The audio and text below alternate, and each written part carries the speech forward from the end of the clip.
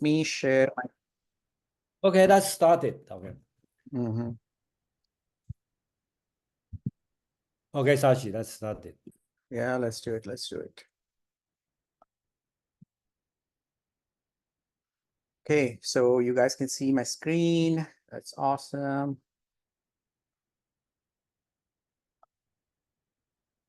Okay.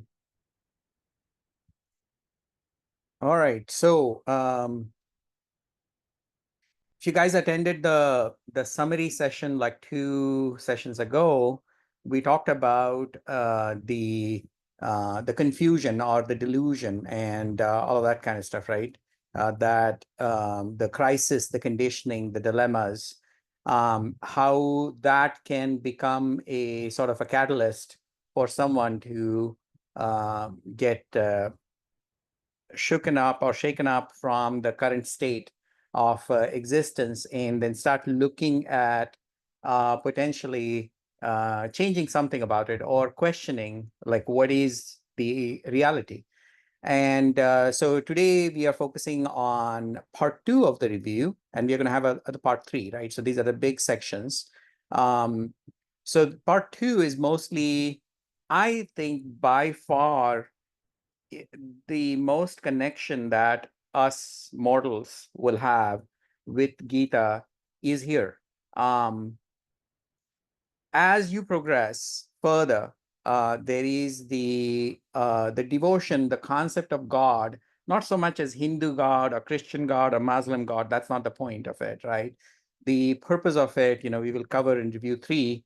And then review 4 really takes you to that the sort of like the Buddha level, if you will, right? And how much of that has a utility to us immediately?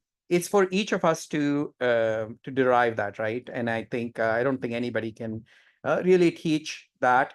But Gita, I don't think it is trying to teach. It's more of a discussion and a trigger for you to think for yourself. But chapter 2, by far, I think, is most relevant to prepare the terroir, if you will, right? The ground for you to think about all these thoughts and carve your own path in a way. So because I don't think the pre-cooked meals is the way for enlightenment at all. And that's something that we will talk about today. So focus is review 2, and then we will go into chapter 16 and 17 and 18 independently, right? So we have splattered these reviews along the way every 2 sessions. All right.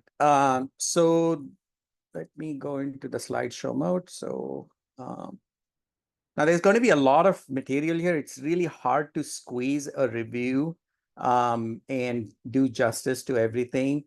So I'm going to be breezing through it.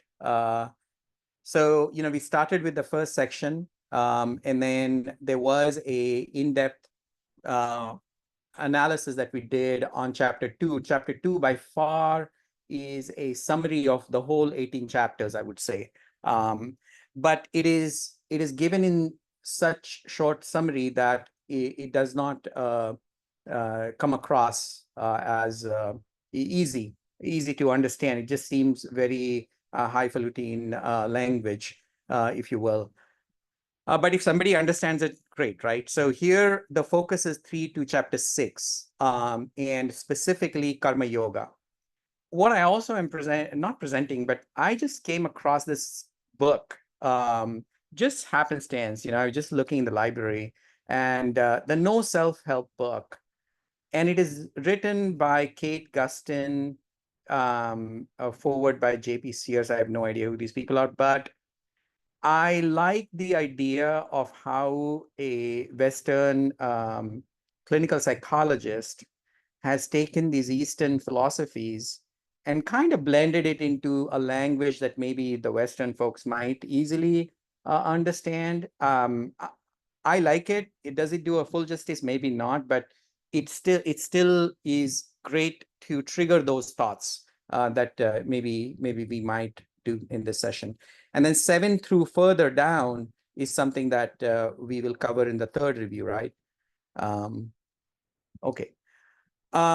So in our world, this physical world, we are always required to take action. We're eating food, we are thinking, we are talking, I'm giving this lecture or whatnot, this discussion. You guys are probably doing something, somebody's bicycling, I think. So we are not, there is no moment per se to kind of like not take action. There's no such thing. So what, how do we see ourselves, right? And this is also covered in that self-help book as well, which is the point of Gita as well at the beginning. There is a general chaos in the world that we live in, right? There is ton of it is derived from our attachment to, starting from how we think about something, how we uh, get angry or be fearful of things, love something, attachments, our body, the house, the property, wealth, our friends, families, enemies that we hate, and all of that stuff, right? So there's a whole world that we have built individually for ourselves. Now, the physical world out there might or might not be the reality. This is all being built within your head, right? So we are building that, and thanks to the consciousness, right? We are conscious beings, aware beings. And one easy thing to relate to is that this so-called I, the self that we think is this unit, if you um, observe it, you are actually changing every moment, right? You're one person when you are in the car behind the wheels, when nobody's watching you and you're driving around. You're a different person. Somebody's bicycling, so I'm going to take that example. Bicycling. You're a different person in the office. You're a different person with your spouse, different with your kid, right? So the whole notion of I is dependent on the activity or the object. And we are very object driven. Our self depends on that object. So our self wants to tell you, I am doing this, and that doing becomes me, in a way. So we have no separation from the act itself. So that act kind of takes over, and sometimes it is multiple acts, right? So we are also doing many things at the same time these days, right? So that also kind of breaks our I into this variety of things. So it's really hard. It becomes really hard to define I. We sort of think like this body and that this our thought process is unique, and it's not so. Um, so um, so we are required to take action, and this whole section of Karma Yoga is basically saying, how can you take this action in meditation all the time? Not just meditate for that 1 hour or 15 minutes or whatever in the room with that music and incense stick and all of that stuff, right? That's not the point. This is an interesting take from the recent readings that I've had. So with this, the point is that you have a full clarity. A few sections ago, we talked about J. Krishnamurti, where he talks about Jiddu Krishnamurti, if some people know him. He talks about consciousness and how consciousness is muddled or unpurified or with all these other things like anger, jealousy, everything, right? So we can't clearly see, is what his point is. Like when an opportunity comes about where you have to take action, there is usually, you're aware, but you're also angry about something, you love something too much, you're fearful of something. So all of those emotions are taking the decision of that action. And his point is that action is always going to be corrupt. It is not going to be a pure action, right? So we talked about it at length when we were talking about, I think, chapter 14, chapter 13, I think, when we introduced Jiddu Krishnamurti in this whole discussion about knowledge itself, right? That this is like the highest form of the knowledge, if you will. So how can we get to the base or the foundation of all these selves that are possible, the consciousness itself, right? How can that be pure and clear? And that is the state of meditation, right? That is what we will define as meditation here. Um, so in one of the lectures, right, Jiddu Krishnamurti, again, he goes into this notion of, we have all these things that we have to take care of, gold, shelter, food, clothing, our physical body ailments or whatnot, and, maybe protect our communities, ourselves, our family or whatnot, right? So all of that stuff is happening in the physical world. But there is a self, as we just spoke, that is built around all these activities. So the self itself is fluid. The thoughts that emerge out of this are also very fluid, right? You might think about something under certain kinds of emotional state in one way. You give it some time, you're going to think about the same thing slightly differently, given your emotional state, right? So thoughts are also fluid. So they come and go. And So one of the things that he talks about is that in physical world, when you're doing something, there's a goal, right? You're driving a car to a destination, or you're eating a certain kind of a food for nutrition, right? So there is an anchor to that act. But what happens is when you start thinking about it, that anchor plays a important role in your thought process.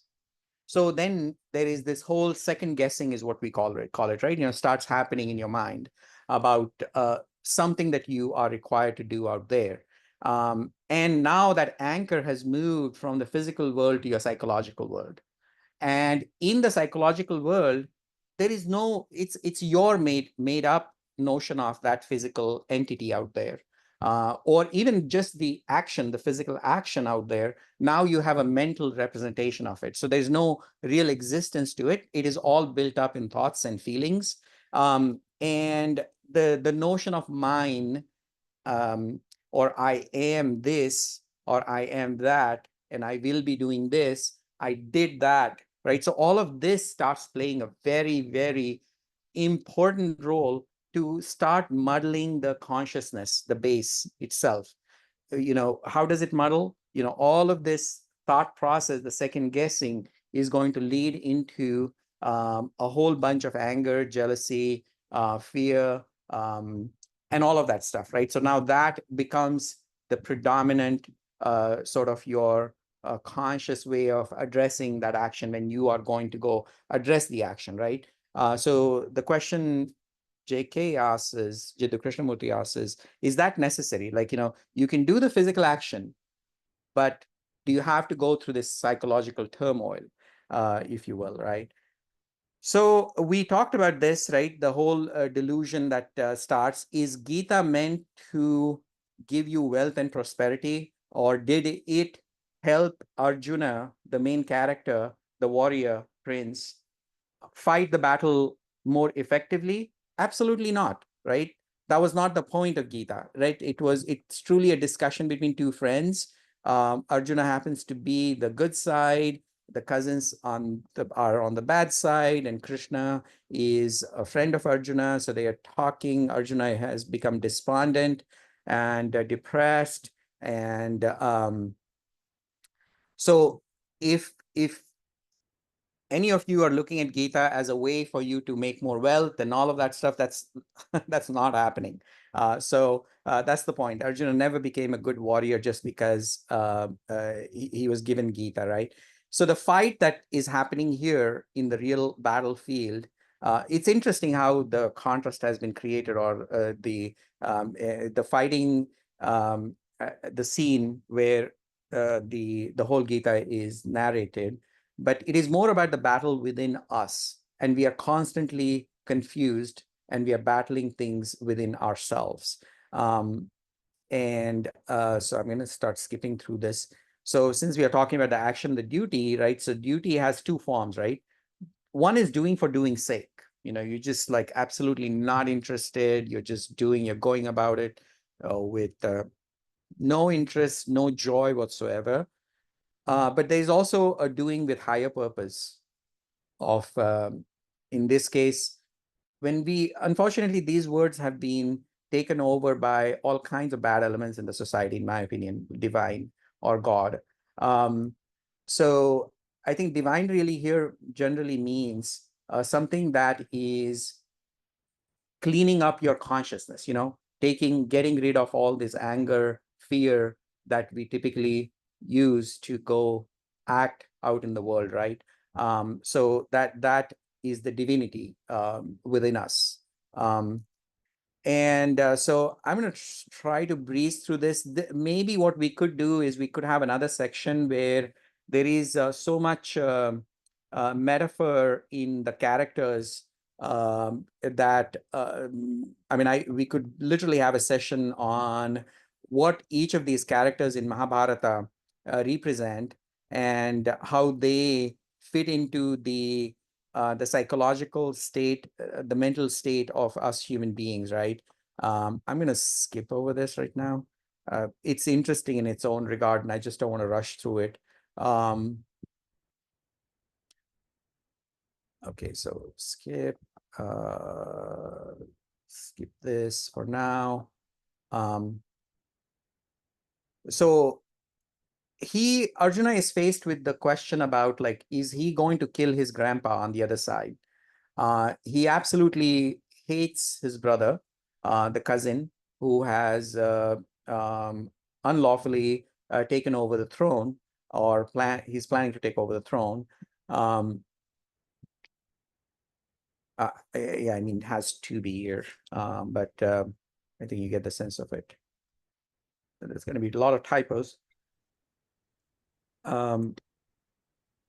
So he is despondent because he doesn't want to kill the people across that he is seeing, his grandpa and his teacher who he loves.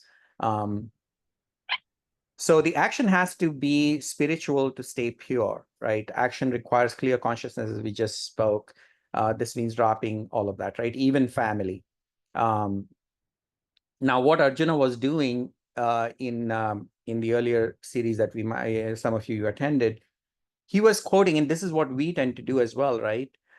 We tend to quote or some indirect understanding of whatever when we are trying to come to these complicated situations in our life, right? And then we say, hey, you know what? Ethically, we need to behave like this, so we are going to behave like this. We really don't understand. We don't deeply feel about it. Internally, we kind of suppress the anger or the jealousy, and we try to be part of a civilized society to behave in a certain way. And Arjuna was trying to do the same thing, right? He was finding shelter in the rituals and socially conditioned responses. And we are full of borrowed knowledges and we tend to use this knowledge to justify our action out there. And it could be, the action might be, I don't know, we could pick something from the recent history, would be any wars, right? The Iraq and Gaza war, or we could take, sorry, not Iraq, Israel and Gaza war, or the Iraq war, Afghanistan war, or Syria, or any of that, right?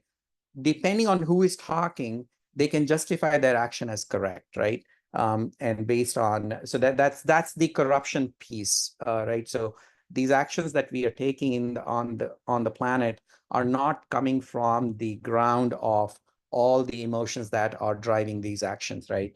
Um, so so vikara is a word that they use in everywhere in this book, which means changes, right? There's something happens in your mind that starts triggering a whole series of thought process. So I think we covered chapter 2 a lot, but what comes out in chapter 2 is that he talks about jnana yoga, which is knowledge. So something that he says, which confuses Arjuna, he says, basically take action, but meditate in wisdom, right? And what Arjuna is left to consider is, well, do I take action or do I focus on wisdom, collecting knowledge, right? And that is his confusion. So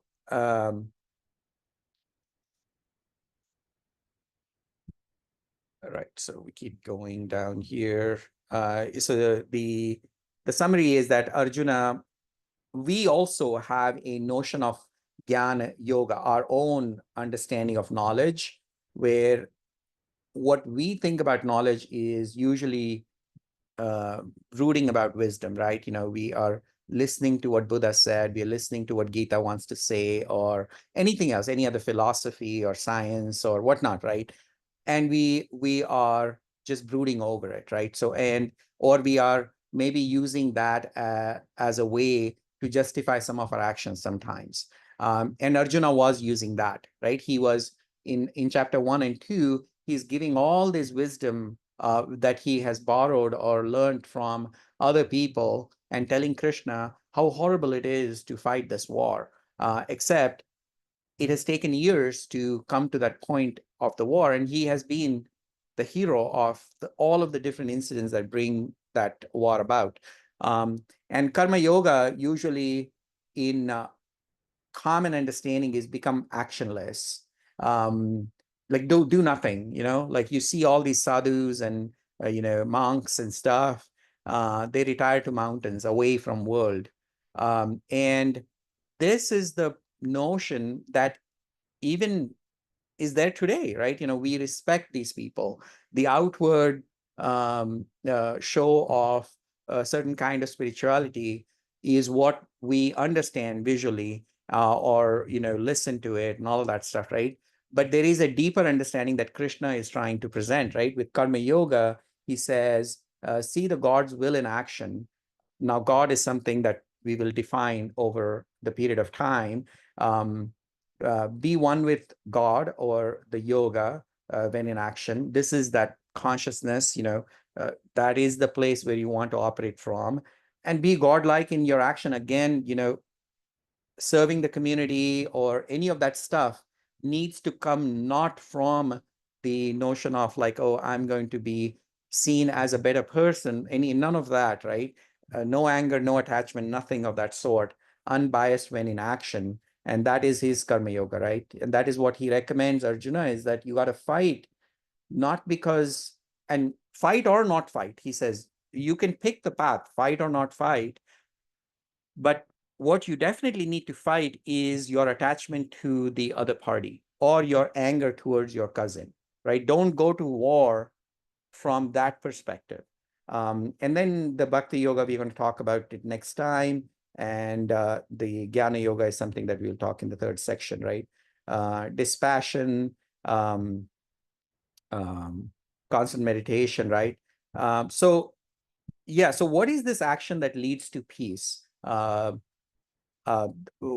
Speaking of just the overall action and duty and all of that stuff that Krishna is prescribing to Arjuna, and also effectively to us through this, right? But this is, again, all of this is everybody's understanding. Individually, people have to see what it means for themselves. Definitely should not take pre-digested food, because there won't be any nutrition in it. Uh, um, so real battle is within. So some of these ideas maybe you might relate with, and that's the point, right, of these discussions. I want to drop the action, leave all this. Also, somebody has the hand raised, I guess. Did you want to speak, Can Dharmesh? I ask a question now, or is there a time at the end? Sure, sure. Go ahead, ask. Yeah. Okay. I had a couple of questions here. The first thing being, the Gita, kind of being presented, I feel, as a philosophical text as Okay. opposed to a spiritual text, because Krishna does claim to be God, right? In the Gita, Yes. unequivocally, kind of like Christ does in the Bible. And he says, I am the Supreme Personality of Godhead. And then I don't want to jump the gun because I know we're still in chapter 5, but then Oh, obviously he chapter 3. reveals Yeah. chapter 3, sorry. Yeah. And then he reveals the Vishwarupam and all that, right? Right. So Um, we covered a lot of this, and again, just to again, the idea here is that, remember, the context is so the context stays the same, by the way, in my opinion. which is back in the days, people were God-fearing. What is the concept of God is something that is out there that is unknown. You know, people didn't know how rains are formed or how trees grow and all of that stuff. Now we know that, but yet there is still some unknown, right? And the Yeah, but I, don't you hold think? on, let me finish. The I that he is talking about is eventually revealed past chapter 13. And we covered a little bit of that. The chapter 15 covers that notion of what does he mean overall throughout the unequivocal I being the God. I That is understand, but revealed in chapter 15. I don't know whether it's truly ambiguous, wherein it's open for our interpretation, or whether it's an absolute thing. I Sure. really don't. So Because I if think I were going to decode it and add my own gist to it, then it becomes a philosophical text. I sure. don't think it's a philosophical text. I think That- the purpose of it, especially for him, even saying it in Sanskrit, is that it needs to be acknowledged as potentially an absolute text. Sure. So yeah. So there are what Krishna has in his mind is Krishna's prerogative. What we are doing here is having a discussion around the ideas and how does it help me?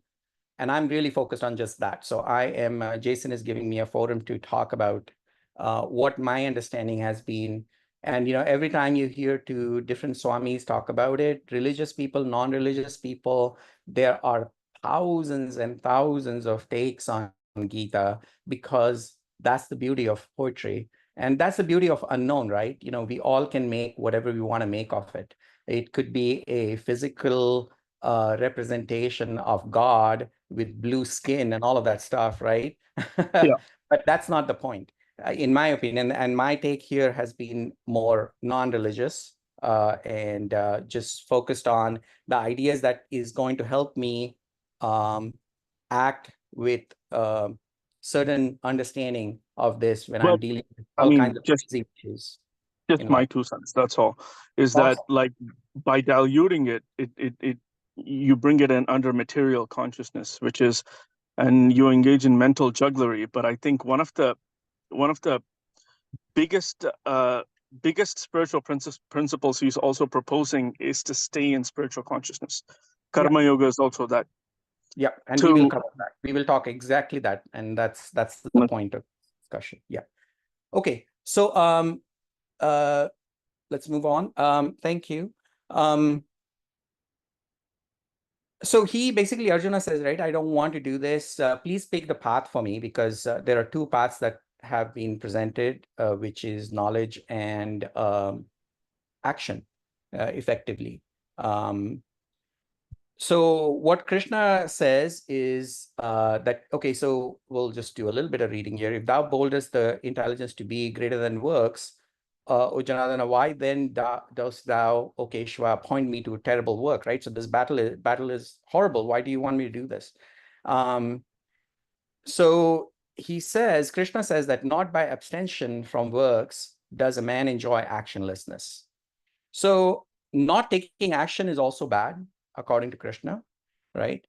And giving up completely is also bad, right? You know, so if you have started an action, like in this case with Arjuna, this battle was you know, happening for a while. I mean, this is not a new, like suddenly he was not invoked for the battle there. So he cannot just like in the middle of that action just stop. And the same thing can be applied to if we just take action as our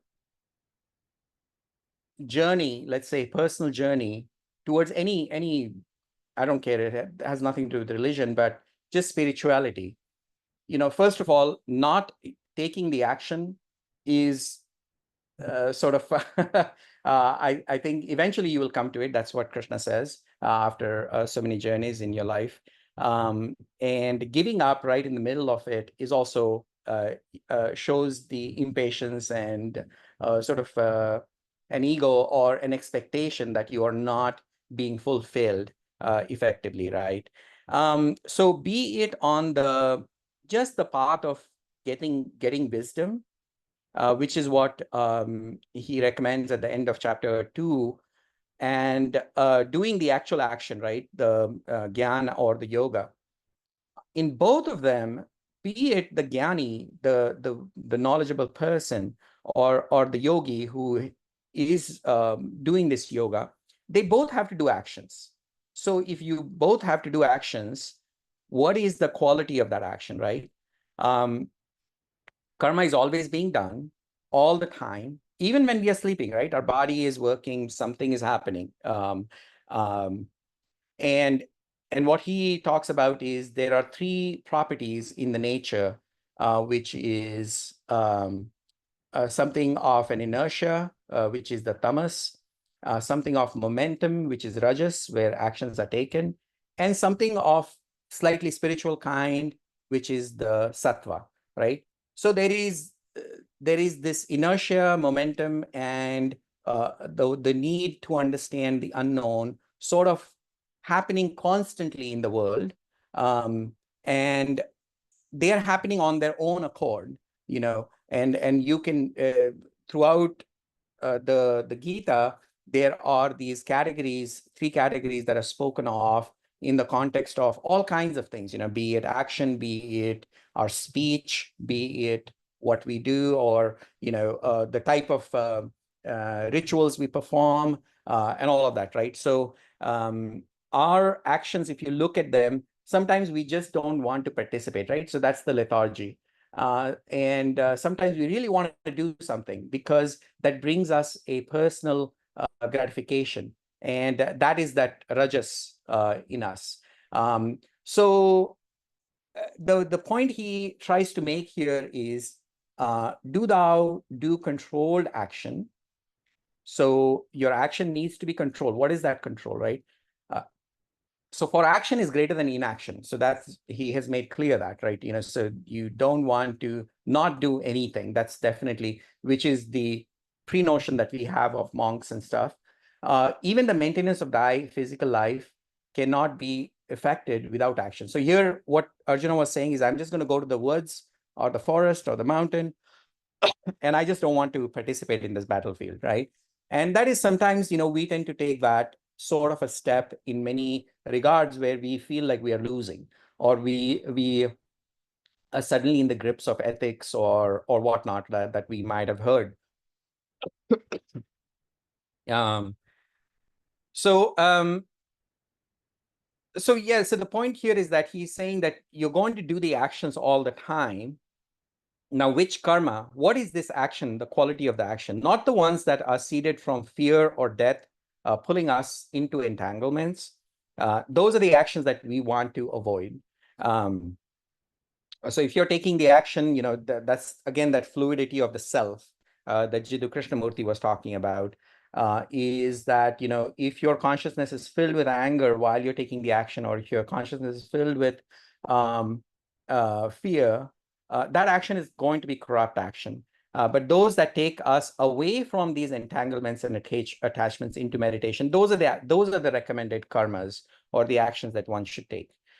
Even few steps will have a long-term effect on the following actions. Like, action leads to action leads to action. So even if you take few steps in that direction, it is good for your self-growth. So we always relate an action to something we are either benefiting from, or we are doing it for the benefit of XYZ, or because something is going to hurt me. So it's always outward facing in a way. But here the focus is, use the action to purify yourself. How can that action help you be a little more kinder, a little more understanding of the situation, a little more not prejudgmental, all of that stuff, right? And that direction is eventually going to lead to liberation. Remember, the whole book of Gita is ultimately this liberation from the cycle of death and birth. That's the moksha, is what they call it, right? And this is, we talked about that a few sessions ago as well. So in chapter 3, there is a lot of chapter 3 and chapter 4. There's a lot about yagna, the sacrifice. the typical physical understanding of yagna is this pyre or the fire here like this, religious fire where we sacrifice or put like food items, oil, and all of that stuff. And there's a lot of chanting mantra and all of that stuff, right? So this is a typical understanding of yagna. But what he sort of says in this whole chapter 3 and chapter 4 is that this karma that you're doing, the action that you're doing, every time we are acting, we are either acting as that fluid self who typically is coming from a place of anger or fear, and then the action is done. Now, what we have to do is that temporarily sort of brings us some kind of a gratification, right? So the idea is to offer that up. Offer that as a sacrifice, that temporary gratification that you're going to get because of the anger. Observe that from far as the three gunas that are playing there, in the sense that something within you is causing that momentum, that rajas, or something within you is causing that lethargy, that you're not able to take the right action, right? So try to get rid of it. Remember, in chapter 16, we talked about how we want to cut the tree off. This is that tree, right? This is that sacrifice. That is that, in the sort of psychological fire, if you will, the yagna we are offering. And that is the quality of the action. Karma is the path to liberation from good, bad, right? So typically, we are very much all about, oh, this is good, this is bad, this is virtue, this is wise, this is going to take me to heaven or hell. So take those actions that are done in the context of yagna or sacrifice or offering. Not sacrifice in the sense that, you're sacrificing, I don't know, some gathering of wealth or something like that, right? That's not the point here. You're not like taking a goat and butchering it. That's not the point here. The point is just look at how you are almost kind of like your own short joy that you are saying, okay, you know what?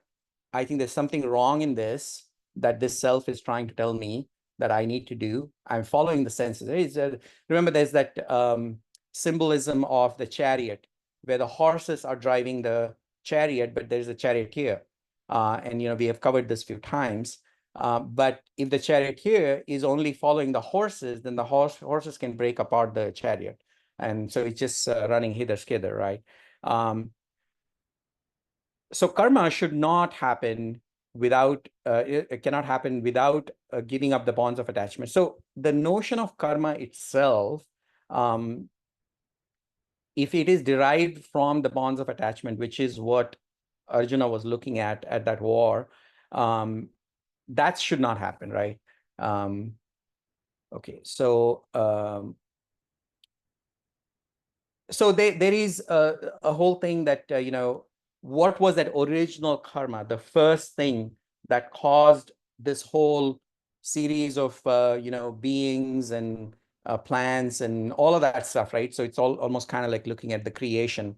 So he talks about, with sacrifice, the Lord of creatures, of old created creatures, and said, by this shall you bring forth fruits or offsprings, let this be your milker of desires, right? Okay, so now you can take it literally, and then, people have all kinds of notions. So there's a different take on that, right? So that original action, the first action, was pure in the sense that, why was it pure? See, our action is muddled mostly because it is at a given point of time. And at that point of time, there is a past, and then there's a future that we are trying to walk towards. And most of the time, the future that we are looking at is biased by the past, because something happened in the past and you are anticipating this future. So future is also sort of a replica or a newer version of past, if you will, right? So we are trying to get that. So our past determines our current, now, and action. And that is the corruption, effectively, right? Because the past might have been a bad experience or a good experience, which develops an attachment or disgust to a certain thing, certain people, or whatnot. So the action that we take that is based on the past is always going to be corrupt. But that original action, when it was created, it was pure because there was no past to affect it. So that effectively was the pure intellect. And that is the state that Jiddu Krishnamurti in his talks, he talks about it. Gita is trying to address that same in a poetic language, I think. How can you get this pure action, pure intellect, right? Now, purifying itself, there is a constant remembering of the fact that, hey, am I really affecting my action because of my bias based on what might have happened in the past? And, there is a word called as bhajan. Bhajan is used to all kinds of things, where the hymns are sung for the God constantly. Bhajan means you take God's name. And bhajan is that hymn, the song that you might sing for, I don't know, 15 minutes or an hour or whatnot, the religious people. But in this context, what I want to choose to use it, or I have heard a bunch of people use it, is this: your mental state needs to be in this constant bhajan, where you are not quite remembering Krishna, but you're remembering the fact that, is my action right now pure, right? You want to, I mean, and I think that when you have this discussion in your mindset right now, I bet the next action that you're going to take, you're probably going to have an automatic thought process that is going to get triggered. And you will consider, oh, you know what? Am I doing this action out of anger or fear right now? And that is that remembrance, constant remembrance.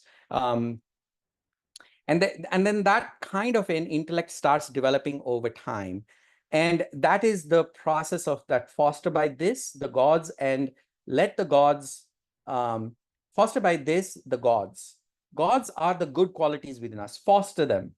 You're going to have these desires, but control those desires and guide them into godlike qualities, right? Foster those things and let those God qualities foster you, right? Nourish you. And that is that eating process. There's going to be a certain joy that you're going to get out of watching your anger, watching your fear. And that is that, sort of, in Hindi, the word is prasada, or Sanskrit. The outcome of that yagna, if you will, right? The offering that you have done. Fostering each other, you shall attain to the supreme God, right? So this is that slow process of give and take, where you are offering and you're getting that joy. That joy, you can't capture in words at all. If you're going to try to explain it to somebody else, you're going to falter. You're not going to be able to explain that, right? That's the nature of this. And that is that path towards the supreme good, which is that liberation, the final moksha. By the way, these translations we are taking from Aurobindo Ghosh's translation, right? The Gita. So that link is available on that meetup. So fostered by sacrifice, the gods shall give you desired enjoyments, right? Because your desires are now a bit more purer, as you're going to clean that up, your good deeds itself are going to give you good results. Good deeds are those gods, effectively, right? Who enjoys their given enjoyments, right? So, you will now enjoy those enjoyments, and has not. Now, there are other enjoyments that we do in the world, which are, I don't know, pick anything, eating ice cream, just because you like ice cream, or trying to get 2 cars, 3 cars, I don't know, collect wealth at the cost of the planet or whatnot, right? So all of that kind of a corrupt joy is definitely, immediately you feel like you're enjoying, but that is what Krishna calls here as thievery, right? The good who eat what is left from the sacrifice, we talked about this, are released from all the sin. And this sin is, again, it's an immediate effect. There's no hell out there. Here itself, right? As we are buying that third car to destroy the planet is showing that back to us, right? I mean, immediately. But evil are they and enjoy sin who cook the food for their own sake, right? This is that selfishness, the greed, and all of that stuff. Now, how do you proliferate this good in the society, right? So one of the things that I'm not going to read through this one whole through. Whatsoever the best doeth, that the lower kind of man puts into practice. So again, he's telling to Arjuna, look, you are the leader. You're setting an example here. If you are going to run away from this, what example are you going to set for rest of the society? So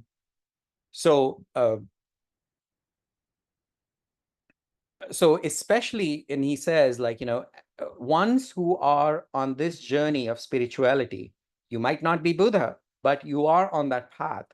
And, you don't have to talk about that path to other people. Definitely Krishna, somewhere in some chapter, he says that advice is not given just without asking for it, right?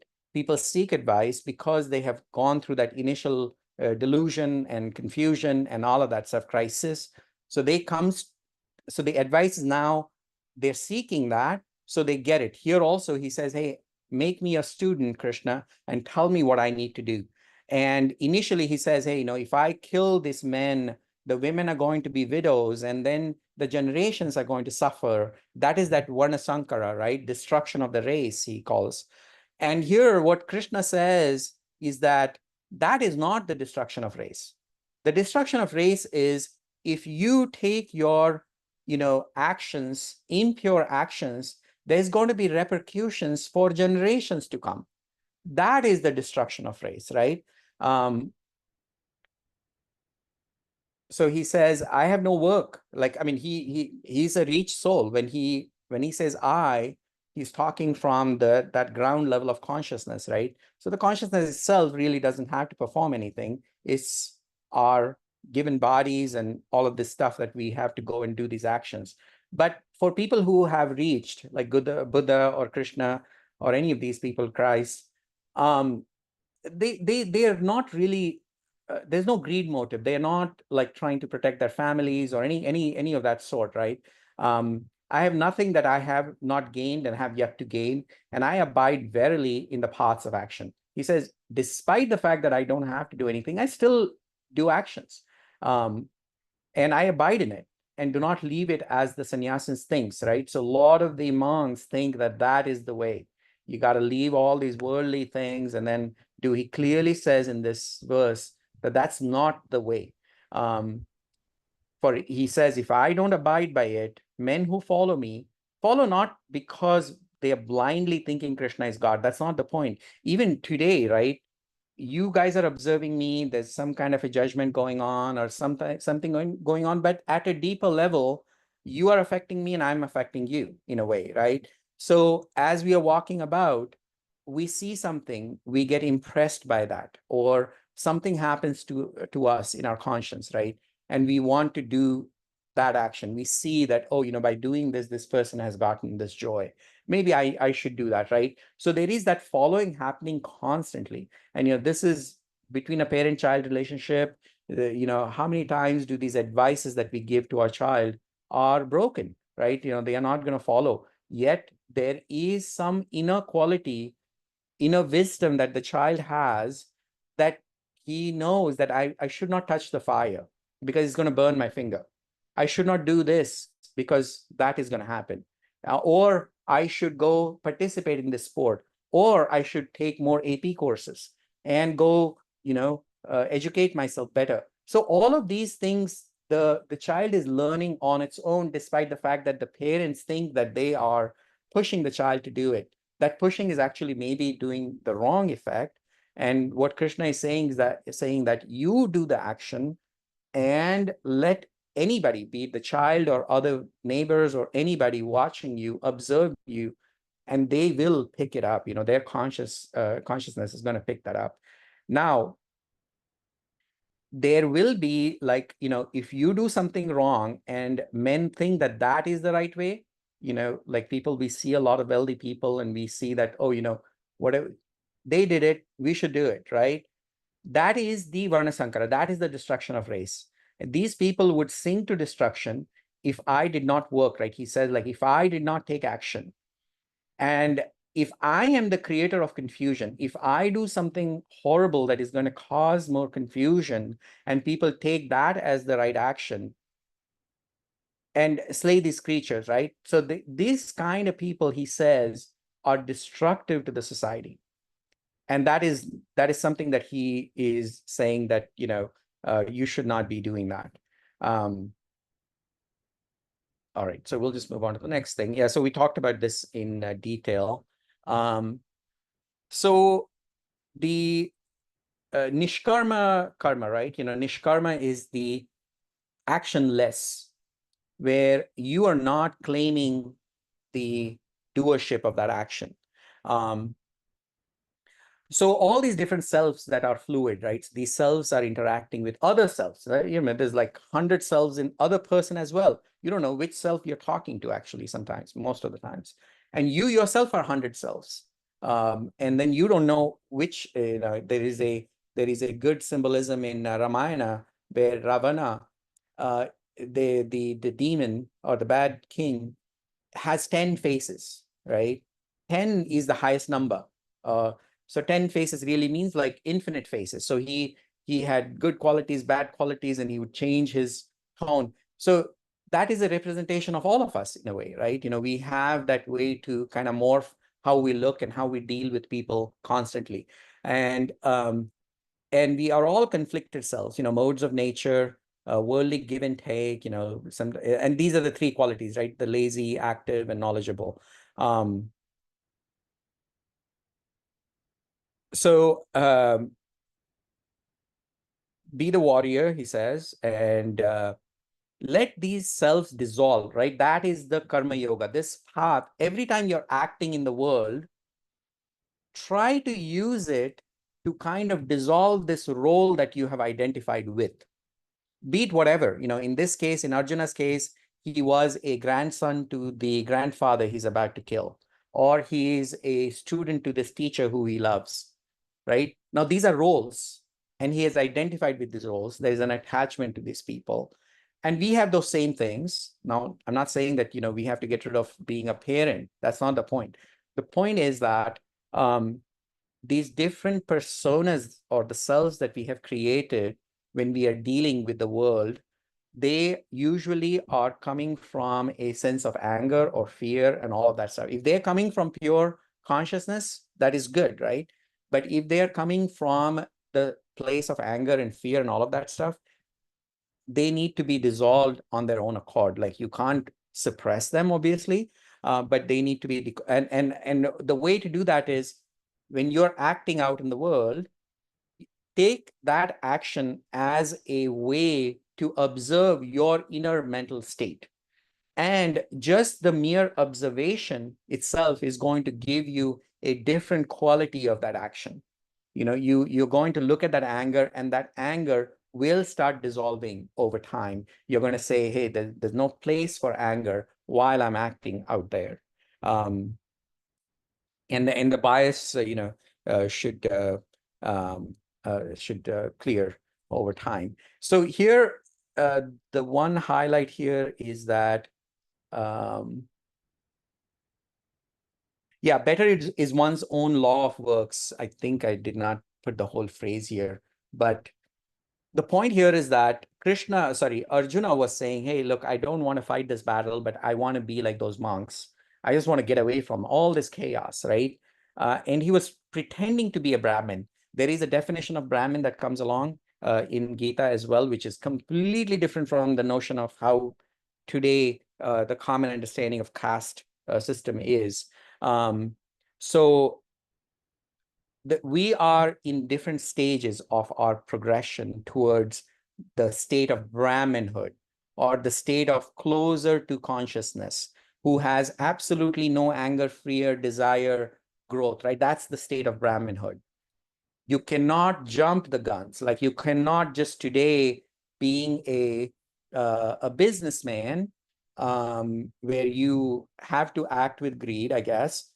You cannot just immediately like say, hey, you know what, I'm just going to give up and I understand this whole concept of Brahmin. I'm going to pretend to be Brahmin by going into the monk, being in the forest or something. Well, he hasn't changed his inner being at all. These are all exterior changes, right? So, which is what Arjuna was trying to do, and that's what he covers in these verses here. Now, the personal hopes for future, personal ownership of I-ness, my-ness, mine-ness, personal frustrations and anger, right? We want to constantly observe that, and actions give us an opportunity to view that. And that is what he says, like, and fight, right? He calls him to fight. The fight there is take the action. In this case, it was fighting the battlefield. For us, it is fighting, not fighting, but taking action in the world.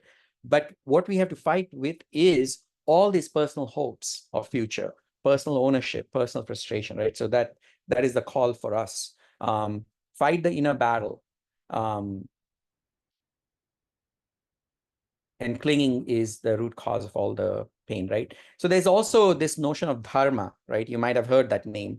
And dharma is loosely translated in English as religion. So I'm trying to do the best, closest job here. So the one's calling in life, right? So dharma in this case with Arjuna was that his calling in life was that being that warrior. We all have different callings in our life, given our professions, given our livelihoods and all of that stuff, given our expertise, that becomes our religion effectively, right? That becomes our dharma that we are called to do. Dharma also means like good deeds and all of that stuff. So the dharma is like such a overloaded term. And people can utilize it for caste system. People can utilize it to call it as a religion. People can utilize it as ethical norms for a given time. But really, here, swadharma, that Krishna tries to define in chapter 3 is really all about you. If your consciousness is pure, you're not being biased by anger, jealousy, or any of that stuff, you will understand what is the call for action for you at a given point of time. That is your swadharma, right? So that is something that you got to be true to your inner calling. So he talks about 4 varnas, right? And here he says that, so Arjuna is asking, well, all of this is good. What is driving us to all this sin and all of that stuff? And he says the main cause is this need to do action out of greed, personal growth. And typically that's the nature of rajas. And, we all sort of fall into that category, right? And most of the time, our inner clean self is covered by the smoke, if you will, or the dust on the mirror. So our true self is never shining out. And the desire itself is an insatiable fire. Control first the senses. Do thou slay this thing of sin, destructive of knowledge, in order to live in the calm, clear, luminous truth of the spirit. So I guess I did not print the verse that talks about this, but he talks about like there are these 4 varnas, right? And Arjuna also kind of references to that, hey, the caste, his caste has a certain calling, the race has a certain calling, the race is going to fall apart, and all of that stuff, right? So, but there is a certain different understanding that one of the Swami gives. Now, unfortunately, people have taken Gita and create a whole caste system in India that is very famous across the world, and in a wrong way. But if we were to look at American society or any society, there is some kind of a caste system, right? There was a slavery here going on. And to this day, there's a different kind of slavery, I guess, nowadays. But keeping all of that aside, how can we utilize this for our own journey? We are all a tourist here, right? And we are in a certain stage of a journey. So there are these 4 levels, right? And I think we covered this. I don't need to repeat this, but the Shudra, the Vaishya, the Kshatriya, the warrior, and the Brahmin. So these are the 4 stages. But these are the 4 stages of our inner development. Shudra, the lowest stage, is always worried about his bodily needs, his immediate gratification, right? And they are always, one of the recommendations is that you serve the community or not. And today it is abused, right? We have all these tribes that they forced into labor in India. But really what it means is, at least that's the understanding I'm going to take, is that my inner state sometimes is very greedy. If I observe that, the recommendation that is given is I can serve the Brahmin, not the today's Brahmins out there in India or anything like that. No serving some servile, king or anything, nothing like that. The point is that in the notion of surrender or serving at the true Brahmin who has realized or is conscious with mindfulness and consciousness and all of that stuff. It doesn't have anger and all of that stuff.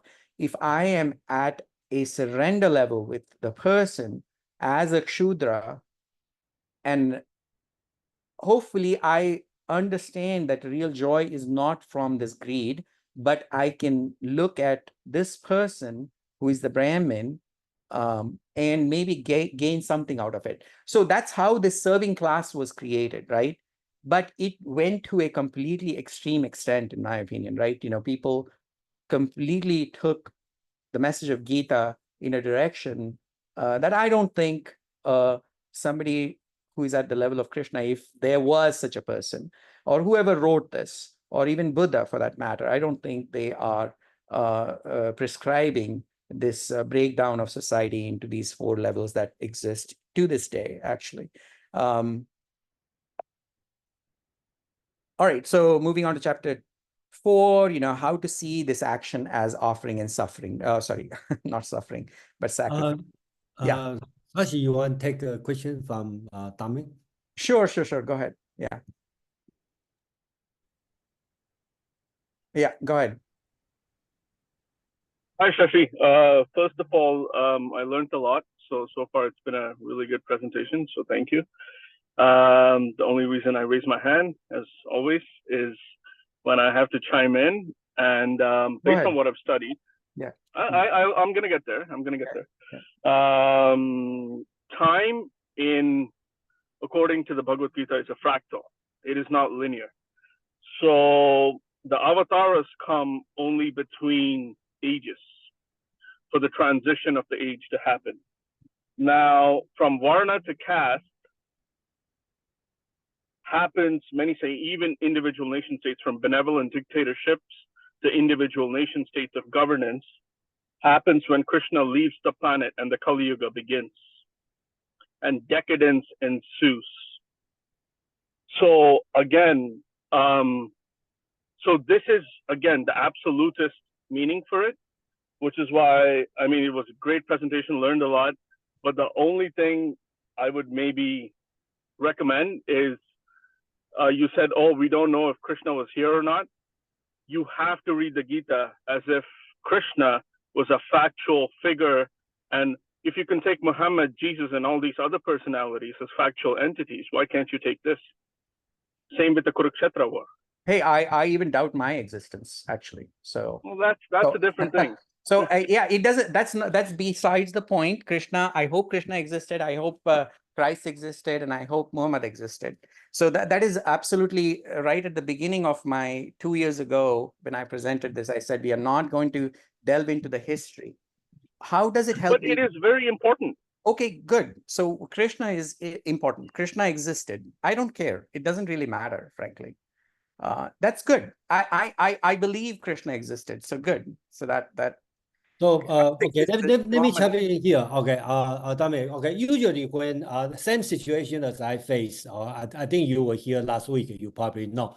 I only allowed to doubt the existence at the beginning, but after that, we see this one as a book. Doesn't matter Krishna exists or doesn't exist, but at least the book exists. So we base on the book, on the idea. That's the And I mean, there's a lot of beautiful things, Dharmic, that you do that I don't think that should be defined because of your historical presence. Your actions in this world are going to speak louder for generations to come. And No, but those my actions point will here is have ripple effects that really do not get defined by your 2024 August, whatever today's date is, has nothing to do with that. That's my point. no. So But we give if you a take lot away of Krishna, importance. you take away the personality. Everything emanating, everything you're talking No, about so is I think emanating from that okay. personality, from that light Okay, source. so I think we need to get back to the topic. So I am saying I'm agreeing with you. Don't get triggered. Don't get Historically, triggered. historically, Krishna exists. So we can move Okay. on from that. Okay. okay. Let's move on. Okay, Okay. so So all right. So in fact, here is what he's talking about, right? The Blessed Lord said, "This imperishable yoga I gave to Vivasvan. Vivasvan gave it to Manu. Manu gave it to Ishvaku," he says, right? So I have been giving this advice since the sun, right? What does that mean, right? And then Arjuna actually asks him, like, how is that even possible? You're physically right here in front of me. You were born in my timeline during Mahabharata. Why are you talking about this past thing? You didn't exist when sun was there. Yeah, I did not put that verse here, but that is literally what Arjuna asks him. Like, how is that even possible? Um, so he says that many are my lives that are past, and thine also, O Arjuna. All of them I know, but thou knowest not, O scourge of the foe. Anyway, a lot of poetry here, but the point is, in fact, here is where he is also kind of saying that the historical presence, even if today, let's say I'm going to take Dharmic himself, he is God, let's say. There is a physicality of the person that kind of prevents us to immediately accept a human being sitting next to us. I don't care who, XYZ, seeing God in that person, right? So Arjuna is being asked to look at Krishna as God. But Krishna was his friend. I mean, Krishna was his cousin brother. And, they have grown up together. They have fought, they have played together, all of that stuff, right? So it is highly difficult for somebody to immediately kind of switch gears and say, hey, look, man, I'm God. So, you got to listen to me. And then here he's talking about like, hey, this message that I'm trying to tell you has been given through ages, right? What does that even mean? So again, going back to the circle that I drew earlier with multiple selves, and this concept of rebirth and all of that stuff also plays an important role here. Is the selves that we were struggling with as a child and the selves that we were struggling with as a teen, the selves that we were struggling as middle-aged person or old-age person are always going to come and go, right? They're not the same self or same selves, right? So there is a constant death that is happening. Now, death meaning the meaning of death literally, not literally, but I mean, we can understand it in this context is that we're going to lose seeing the loved ones, the attachments, the bills that we have to pay, we don't have to pay. Good thing. The fears that we have, we are not going to be afraid of, right? So there's something of all of this quality of this self is taken away. So there were different attachments as we were child, there are different attachments as we were teenagers, and over time they changed. Those dropped off. So in that context, there is a death that is part of our life constantly happening through the trajectory of our life in this physical body itself. Now, what happens after death? There is rebirth and the soul going to another thing, all of that stuff. Good, fine. Maybe it happens, maybe it doesn't happen. I don't know. Nobody knows. Who cares? But here, as I am transitioning from one attachment to the next attachment, or these things are happening, can I see that is happening? These rebirths of myself are happening. Can I see that as a third person? Or am I very much involved in that self and dragging along with that and assuming that that is me? So typically when we are saying, or Arjuna is saying, I am Arjuna, right? He has associated himself with that role. We have done that same, right? I'm Shashi, so I am this, or XYZ is this. So we have associated ourselves with this, and we think that we were born and then we're going to die at the end of it. And we cannot separate ourselves and look at ourselves as a third party person, right? A separate person. And that is the call here, right? That is what is being asked. And somebody who is operating from that consciousness ground without this anger, fear, why does this association happen? Is because we have narrowed ourselves to that particular identification, be it a child, be it Indian, be it American, be it Christian, be it whatever, right? That identification has narrowed our view. But somebody like Krishna or Buddha or whoever who have really opened themselves up to the whole Brahma, the vastness, for them, they can actually observe these effervescent nature of self, it's coming and going and all of that stuff. And that's what Krishna is saying, that I think, right, my understanding based on what I've read, is that, look, I can see all these things. You cannot see. You are stuck with that current notion of you being the grandson or you being the student of that teacher. So you are stuck there. But I have seen myself going through all these different phases. Now, this notion of sun and Vivasvana and Manu, what does that mean, right? So when self is coming, one Swami explains it like this, and I think we have taken another Swami's perspective when we talked about this chapter a long time ago. When we take breath, right, that is, we are alive, right? The moment we are alive, there is a I and you, I and that. There is a conflict that immediately has started without even you knowing it, right? And the mind goes into this selection process. That is that dilemma, turmoil. Now, it comes to some existential crisis at some point where we really pay attention to it. Most of the time, we just like go by the senses desire at that point, right? So we choose something and then we kind of regret it later on, and then that's what Buddha calls life is suffering, right? And that we've been living throughout this suffering all the time. So mind is in turmoil, and desire to exit the cycle of suffering arises over time, right? So this breath, or the sun god, effectively, right? So that's the life-giving force. In a conflict is that Vivasvana is sort of like, Vivash is the word used to somebody who is completely like, oh my God, what should I do, right? Some desperate, if you will, right? That desperation comes about. And then Manu is representing your mind, right? So now there is a conflict.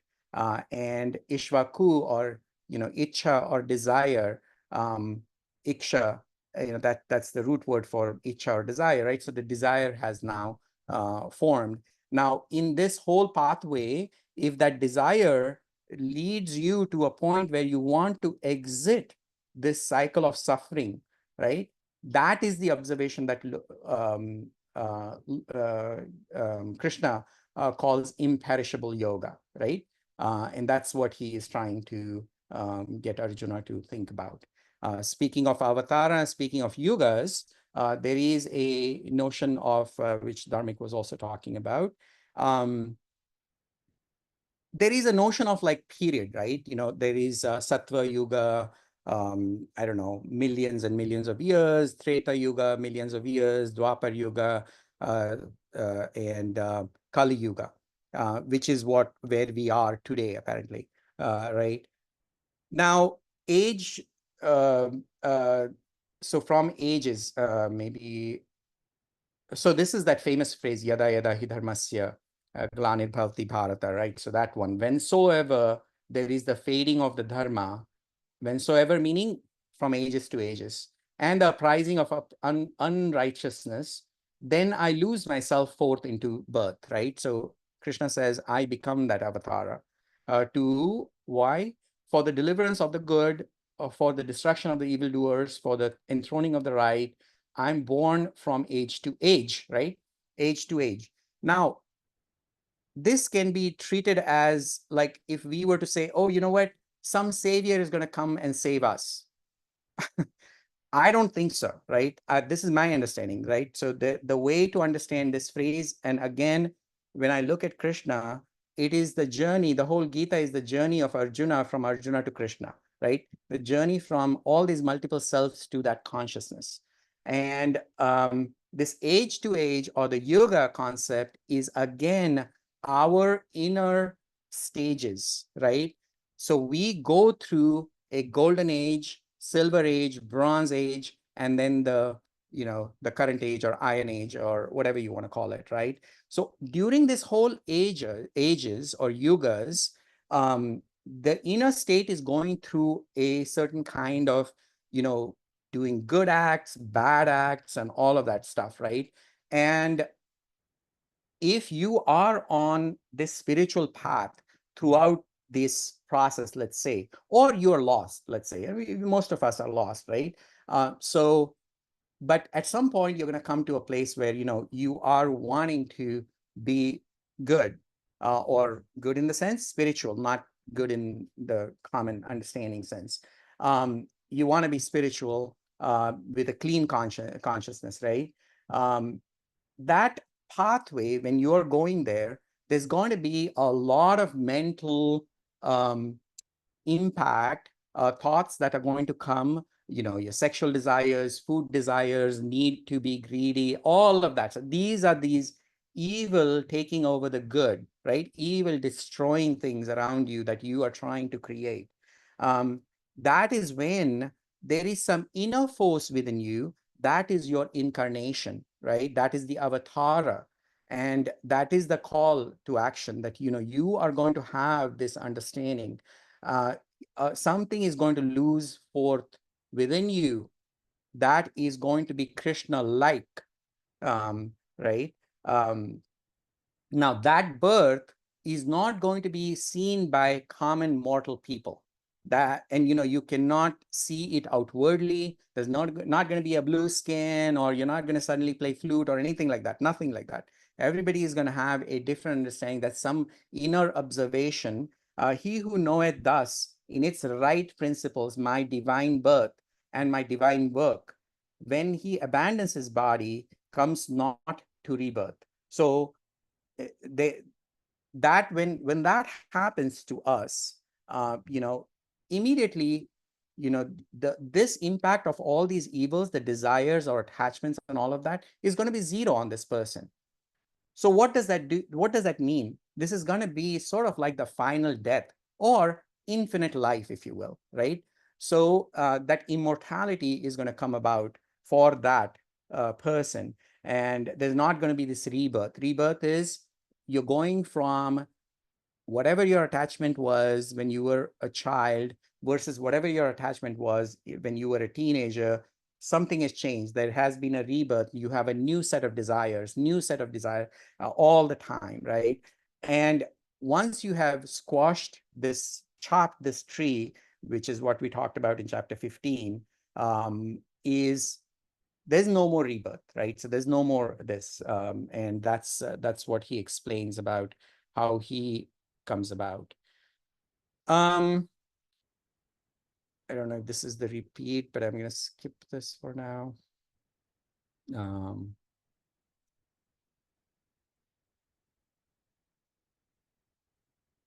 Yeah. So there is a certain thing he talks about here is learn that by worshiping the feet of the teacher, right?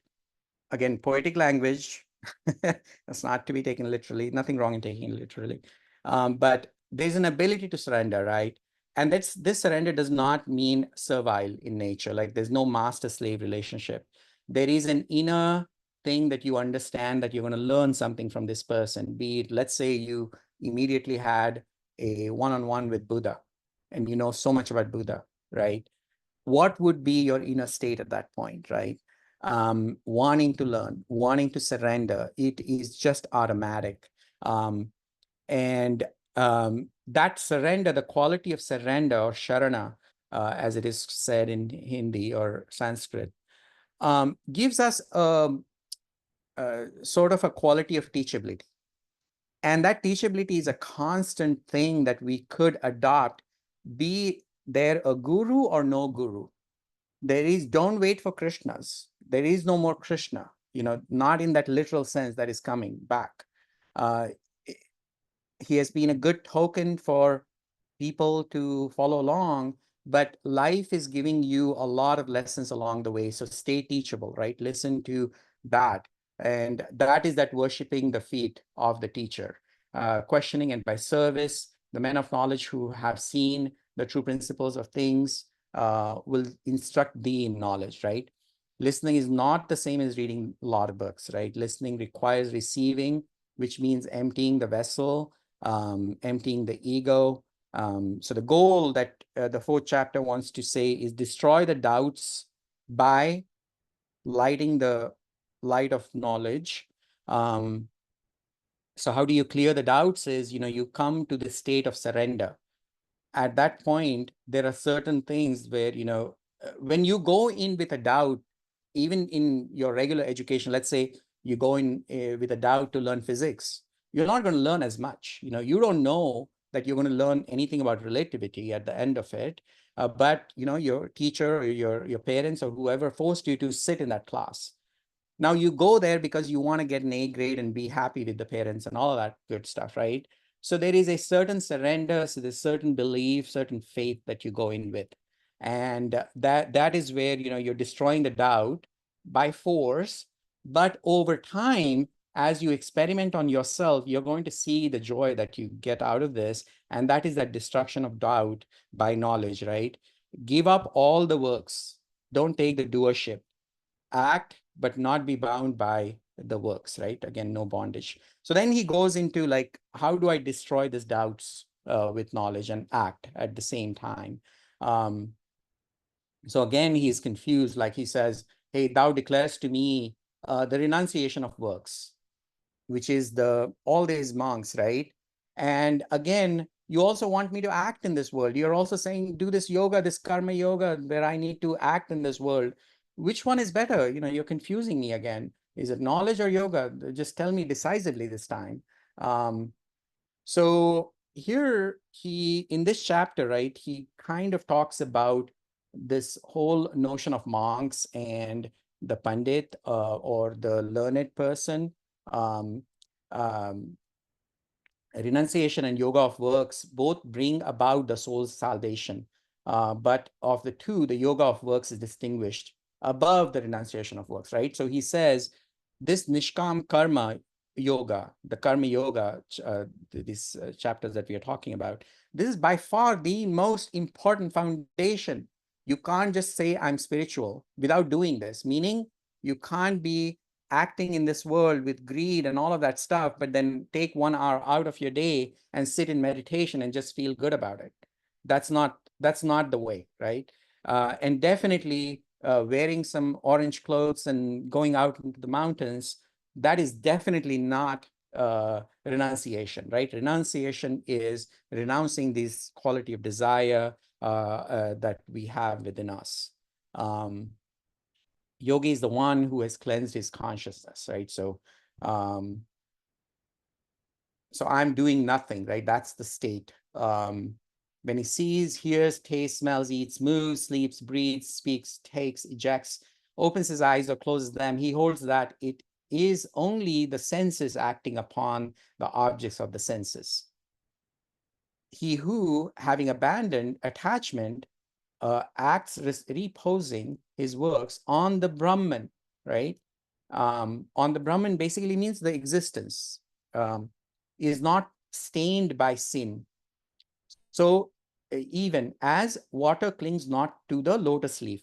So in here, right, there's a great imagery that is presented where, the lotus leaf is in the dirty, filthy mud, right? But if you look at the lotus leaf, even a droplet of water doesn't stick to it, it just rolls off of it. So what he's saying is, in this world, participate in everything. Don't go to the mountains. That participation should not leave any stain on you, right? That's literally the meaning, like the lotus leaf. True wisdom, right? Equanimous vision, no judgment, same messaging, right? Sages see with an equal eye the learned, cultured Brahmin, the cow, the elephant, the dog, the outcast, right? So all of these should be the same. So you cannot have judgment when you're dealing. That's that clear conscience, right? So if you know something bad about some XYZ person, be it from the past, maybe it has happened to you directly, but every instance that you are interacting with that same person at a new occasion, treat it as a new moment. Because remember, we all are rivers. That person is also a river, right? So treat it as a new interaction, clean consciousness. And this is what Jiddu Krishnamurti also talks about, right? Without that, you're not really going to be able to take the right action if you don't give the other person benefit of doubt, or just going in with a clean consciousness. So there are these words where bhogi is the person who is constantly gratifying the senses, and wrath and desire, that is part of his living style, eventually leading to sufferings and birth. Bhogi, and then there's the tyagi. Tyagi is the opposite of bhogi, which is, oh, he runs away from it, or he conducts some penance, or he is fasting, or he's standing on one leg, and all of that kind of stuff, right? So both of those are the sides of the same coin, problematic, right? So they are not going to reach you to the state of yogi, where wrath and desire do not have any effect. So ultimately, he also talks about a process of how to be in this meditation, or at least, take out some time during the day where you are, um, having put outside of himself all the outward touches and concentrated the vision between the eyebrows, and made equal the prana and apana. So the breathing of the nostril, breathing, taking breath in, taking breath out, that is almost kind of like the outside thoughts are impacting me, and my inner thoughts, I am somehow acting and impacting the outside world, right? So both of these, while we are breathing, steadily, in that state of meditation, try this, whoever meditates, right, next time for that 1 hour or whatever, 15 minutes. At that moment of time, right, your thoughts would have squashed. The desires would have squashed, right?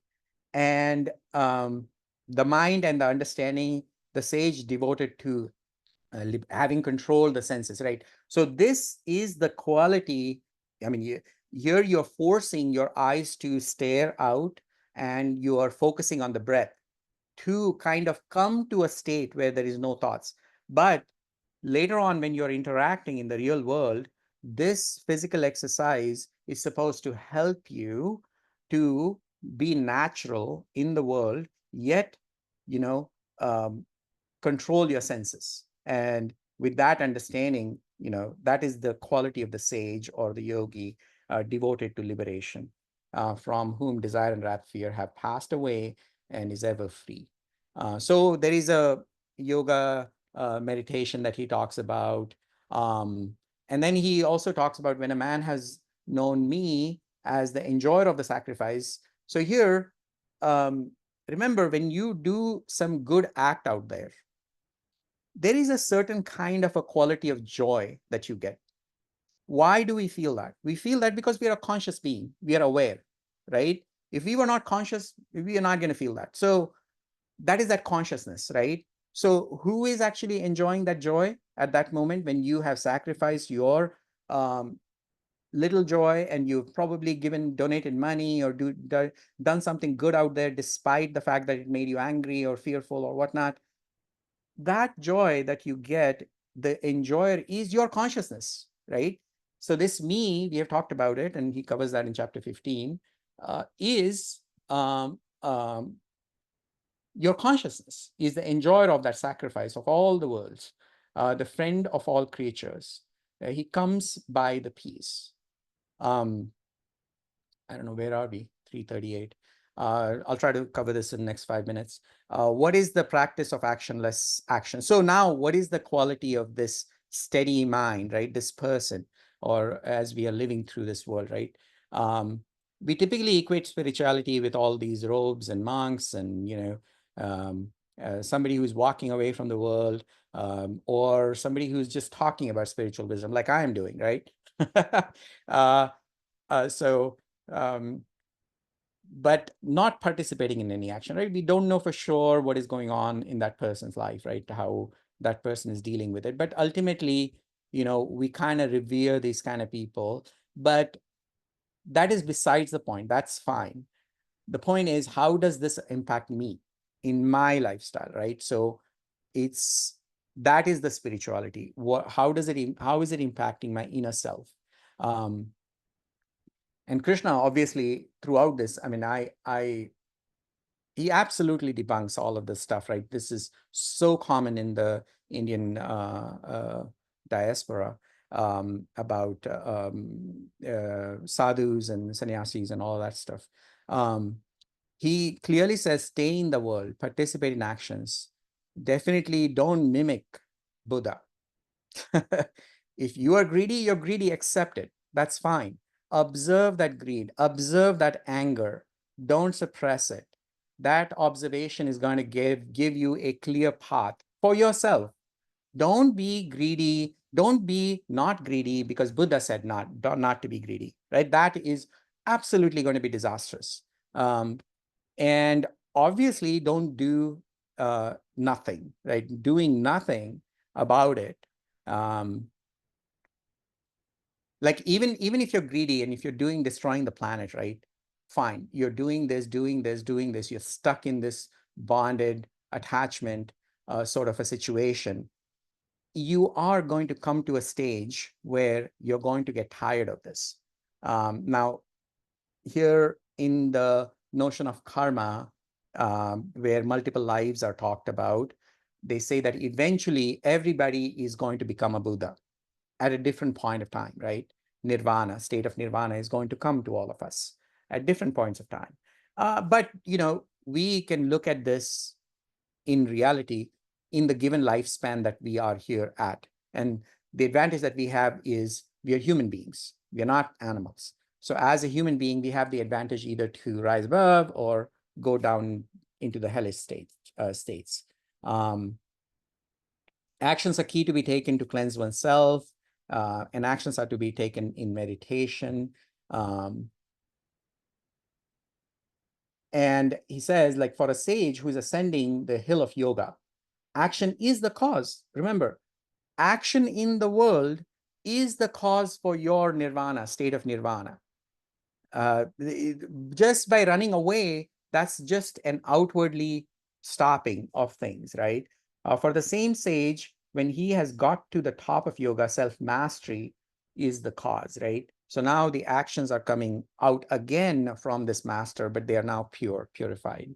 And this notion of renunciate, the sannyasa, when all the desires are dissolved, right? That is the nyasa, that is the giving up, or giving up not by force, but on its own accord. Like, you suddenly don't find a need to have big mansions, right? speaking of, I think, Pope Francis, I think, right? He came from a very modest lifestyle, I guess, right? He had a very small apartment where he used to live in and all that good stuff, right? So he didn't see a need for that egregious castles or whatnot. No motives or past grudges or memories. And all of that, I mean, they are there, but it doesn't affect you, right? So that is the state of sannyasa, renunciate. So the question here is, what do you do with this self, right? This notion of self, or this notion of multiple selves, right? Don't disparage it, right? By the self, thou shouldst deliver the self, right? You're going to be free from self because of the self.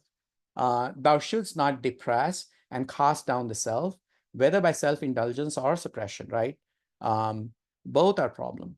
We typically are in the state of self-indulgence, or we say, hey, you know what, I don't want to be angry because it's bad. Ethically, it's bad, right? In civilized society, I guess we need a little bit of that. But for the self is the friend of the self, and the self is also the enemy, right? It'll help you, or you might lose because of that. Okay.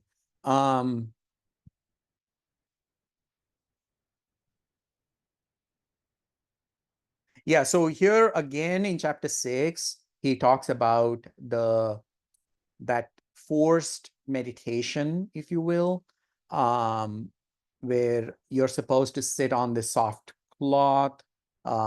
Basically, the point is that, you don't want all these physical disturbances that will, you're trying to get to a state where you have a stable mind, and you don't want these outwardly things affecting you. So go find a place where it is soft to sit on, or whatnot, calm place, and, all that stuff. And then he talks about how you want to sit, and again, vision drawn in, and mind is calm, and controlled mentality, must sit firm in yoga, wholly given up to me, right?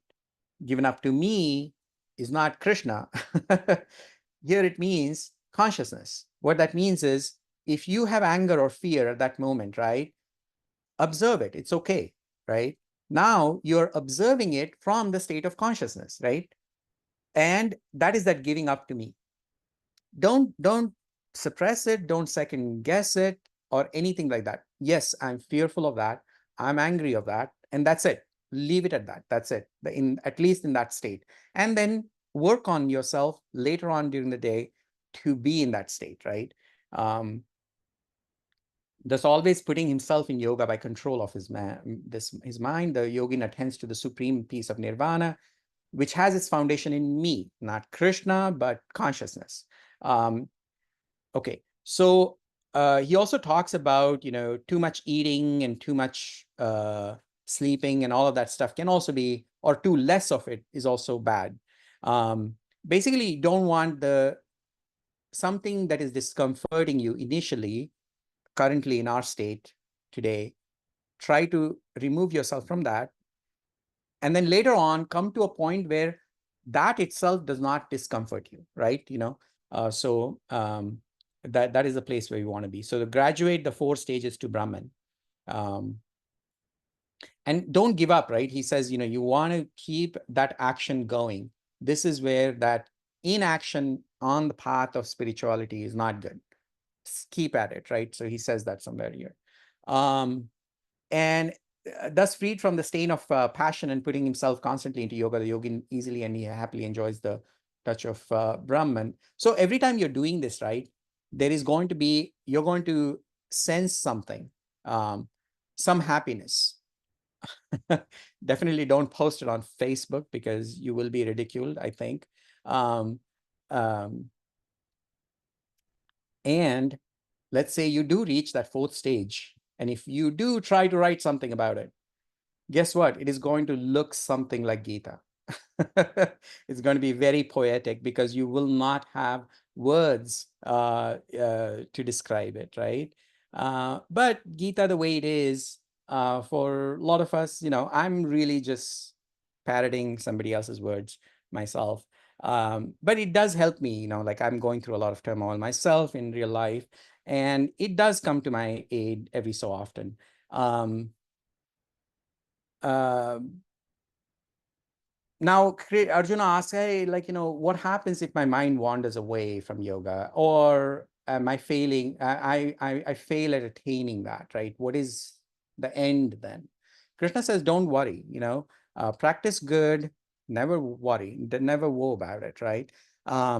Because this good, even if you wander, it is going to come to your rescue. Like, let's say you're doing the meditation, you're doing something nice, and then somehow you get pulled into some horrible deed, and all that stuff, right? At some point, you're going to have this awakening again. It is whatever good you put in to this effort is going to come back to your rescue. That is that gradual cycle where you're going to this path, right? Destiny is yoga, or the meeting. Ultimately, yoga really means meeting with the consciousness, meeting with the God, uh, not the human form of it, right? We all have a notion of this God within all of us, and that is that ground that we want to meet. Definitely, he clearly says the yogin is greater than the doers of ascesis, which means penance, or people standing on one leg and all that stuff, right?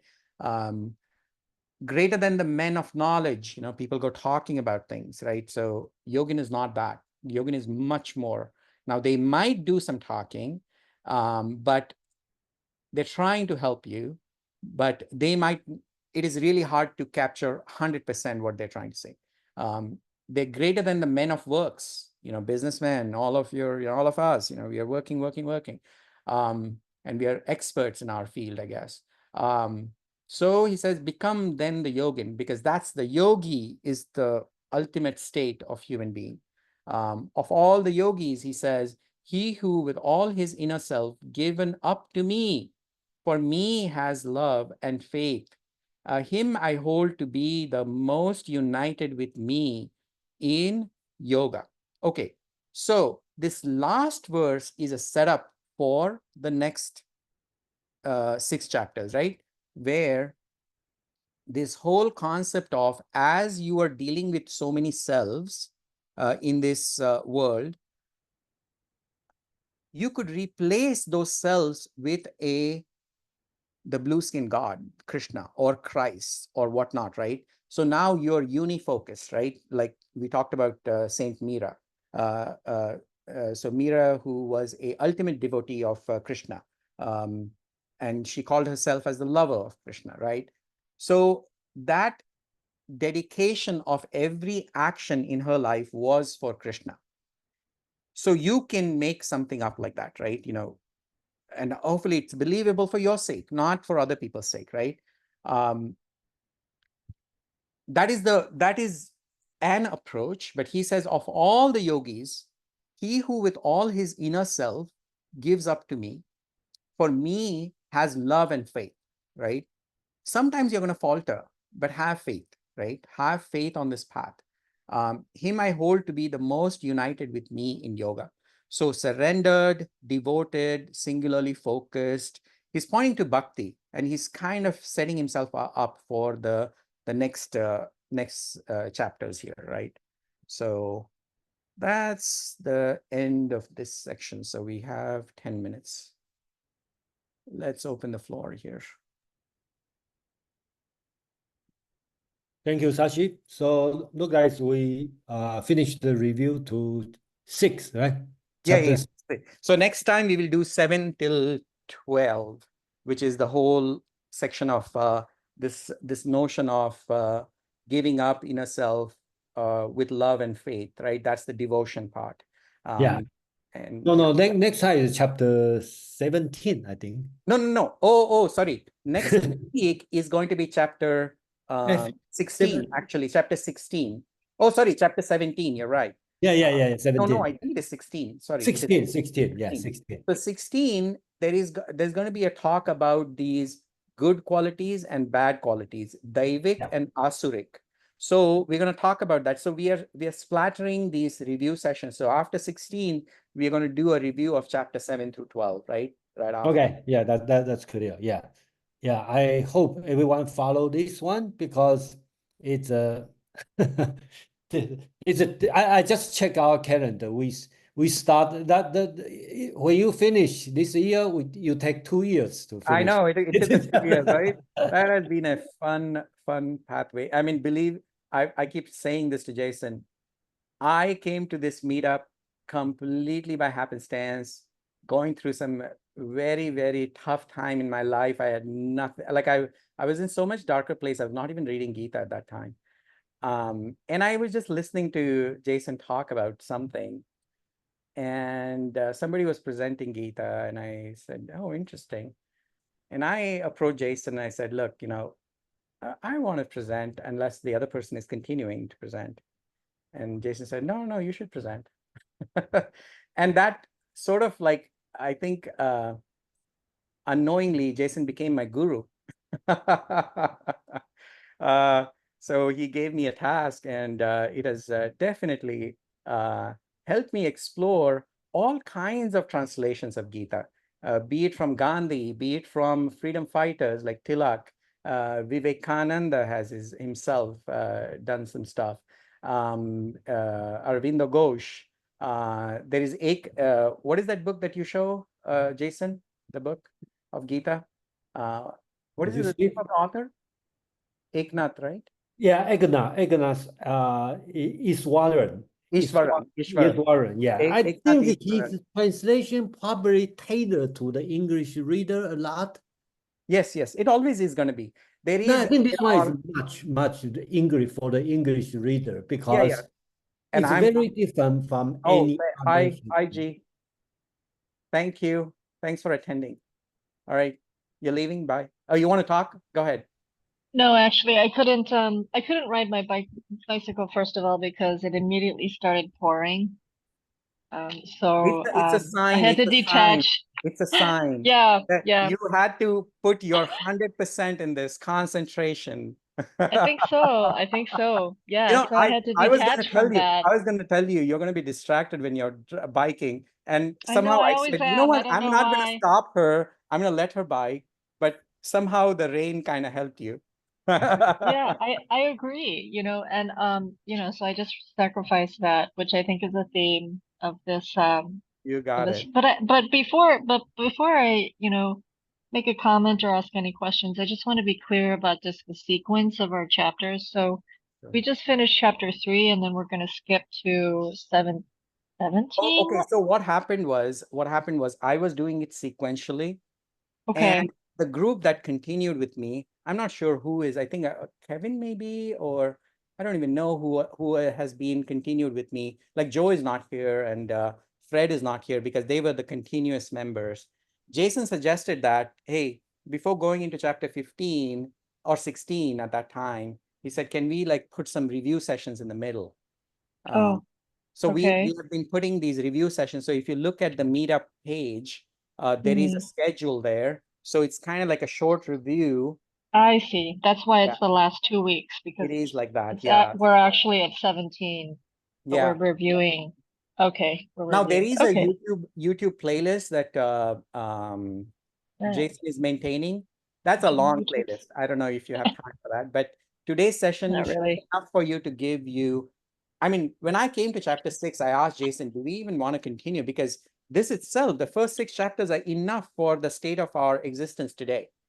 We don't have to go further because as we delve further, it goes into some la la land that, people can completely mistake that, so yeah, go ahead, G.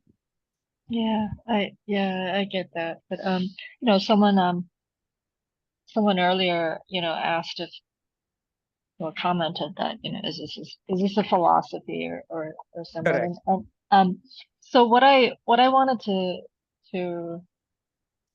just contribute is that studying the Gita for me it's enormously empowering because I think we all come to a point, whatever profession, whatever,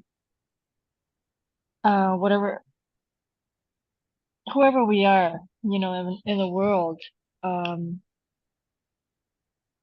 we come to this point where we find that all of these external motivations, are not really adequate. They're not. So we come to this kind of existential angst, I think. And what's really empowering about the Gita for me is that, sometimes when we come to a point of crisis in our lives, similar to the crisis that Arjuna, meets in his life, and it's not, and yes, it's a huge war. It's an enormous battle. It's Maha. It's Mahabharata. it's yeah. Yeah. But it really is just this this moral conundrum, this conundrum, right? About really trying to find what's my purpose here? What am I supposed to do? Because these are my people. These are the people, and it's usually the people that we're closest to. I mean, we think of like these great, Yes. there was like these wars and so on. We're at this very macro level, but really day to day, like the most difficult moral crises that we come across, which are of course macro, Yes. is with our family and friends and people that we interact with on a regular, like with our colleagues and so on. So it's it's so intimate, and you were talking, Shashi, earlier about Dharma, and I think the Western definition of dharma as religion is completely inadequate, of course. No, it's not. Yeah. I mean, but when I was studying it, academically, what definition that really helped me is that dharma also means essence or phenomenon. So that it's the purpose or the essence. Yes. Practically the description of what something does, like the dharma of water is to be wet, for example, if we that's can it. think about it. You got it. But see, in So, India too, for yeah. even the Hindu population, right, who know the Sanskrit meaning, what Yeah. dharma came to be known as the religion. You're a cobbler, Yeah. you are a this, you are a that, you're Right. yeah. Right. So unfortunately, it's lost even in that world, right? So then to Right. translate that in English, but I mean, the good thing now is that I think there is all these deeper understanding and layers have been taken off. And you're absolutely right. Water is the best example of it, right? The wetness, fire, the heat, that is or the snake, the biting of the snake, right? That's the dharma. So once you understand an angry person is going to be angry, or once you come to a point where you realize that person, given his journey up to that point, that's the only thing that he could have done possibly at this point. When you have that understanding, suddenly your reaction to it becomes more of kindness, not about retaliation. Like that whole pathway where he has come to spit on you, let's say, that has happened to Buddha, right? There's these stories that I have narrated in the past. Buddha says, anything else that you want to say at this point? Not out of anger, not out of spite, but he understands that that person, he is angry about my Buddhahood.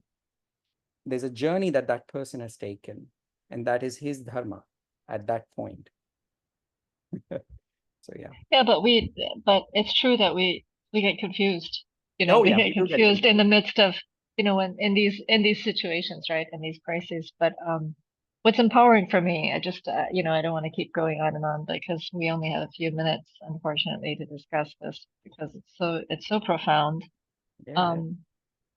And I just appreciate this venue for me to return to these beautiful words that I actually lived by that helped me so much actually to navigate through the confusion of samsara. It's like this greedy world, the self-centered world. Oh Is no, that again, that that is not the thing, right? That hand, that gesture that we did, or I do that sometimes, the world. yeah. world. The Yeah, world here. right, That right, right. we have created that world. You know, that anger that that person or that XYZ gives us is us. My consciousness has given me the ability to be angry about XYZ out there. That XYZ is not responsible. My consciousness is responsible for that anger. So I could do something about that in my psychology. Right? That physically Okay, might be all doing right, something, but let me sure. not affect it here. Okay, yeah, you take a totally psychological perspective, you're taking the metaphorical, but that's a matter of, Yeah, it's a matter of how you. philosophy, right? Yeah, Yes. so, but it's just, I think in these situations of crisis, for example, with colleagues and the retaliation, etc., it's like very common and Oh mundane, yeah. Yeah. but it's like, these are the things that hurt us the most, and it's just like, you're right? But, it's the urge is to, for an ethical person, the urge for, someone who is, trying to be a good person, Mm. and trying to do the right thing. We come up eventually to ultimately, to these moral crises, because sometimes it's overwhelming, and we forget like who we are. So what's empowering to me is that the urge is to retreat, you know, Yeah, that's what Arjuna was saying. retreat. Right. He Yeah. wanted to go Right. away. So So, so, but that just retreat and this ethicalness, is it coming from the place of your understanding or right. from your life's perspective, or is it Yeah. coming out of Gita? Then it is a failure. It shouldn't be coming out of Gita. It should be Yeah. your pathway. Like if Arjuna had decided there, not out of love, like he thought that really, you know what? I don't care about my grandpa teacher. I'm going to go to the mountains. Bye bye. Krishna would have not Yeah. stopped. With a Yeah. clear consciousness. I'm not going to make a decision, because the decisions I can't make a decision. So I'm going to put down my bow and arrow. Yeah. And, but Krishna reminds Arjuna that actually he's a kshatriya. The caste is important in No, this no, piece, no, no, no, because no. There, what wait, he's saying is that he's saying, look, your whole life has built you into this mold. You're suddenly going to walk away from here. When you go to the mountains, do you know 100% that you're not going to start an army over there in the woods? I mean, he doesn't say all of that, but think about it, right? When a businessman like Elon Musk, let's say, he just walks away to Tibet and he's in some monkhood over there.